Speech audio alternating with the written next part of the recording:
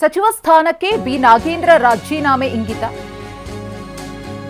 CM ಭೇಟಿ ಮಾಡಿದ ಗೃಹ ಸಚಿವ ಪ್ರಿಯಾಂಕ್ ಖರ್ಗೆ. ಸದಾಶಿವನಗರದಲ್ಲಿರುವ ಸಿಎಂ ಡಿಕೆ ಶಿವಕುಮಾರ್ ಅವರ ನಿವಾಸಕ್ಕೆ ಭೇಟಿಯನ್ನ ಕೊಟ್ಟಿದ್ದಾರೆ ಪ್ರಿಯಾಂಕ್ ಖರ್ಗೆ ಅವರು.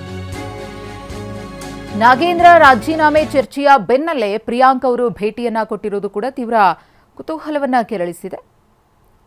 ಗಮನಿಸಿದಿರಿ, ಸದಾಶಿವನಗರದಲ್ಲಿರುವಂತಹ ಸಿಎಂ ಡಿಕೆ ಶಿವಕುಮಾರ್ ಅವರ ನಿವಾಸಕ್ಕೆ ಗೃಹ ಸಚಿವ ಪ್ರಿಯಾಂಕ್ ಖರ್ಗೆ ಅವರು ಬಂದಂತಹ ದೃಶ್ಯ.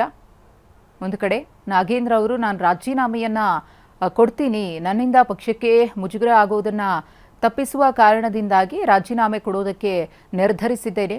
ಮುಂದಿನ ಚುನಾವಣೆಯ ದೃಷ್ಟಿಯಿಂದಲೂ ಕೂಡ ನನ್ನ ಈ ರಾಜೀನಾಮೆ ಪ್ರಮುಖವಾಗುತ್ತೆ ಅನ್ನೋ ಮಾಹಿತಿಯನ್ನು ಡಿಕೆ ಶಿವಕುಮಾರ್ ಅವರ ಜೊತೆಗೆ ಹಂಚಿಕೊಂಡಿದ್ದಾರೆ ಅನ್ನೋದು ಗೊತ್ತಾಗ್ತಾ ಇದೆ.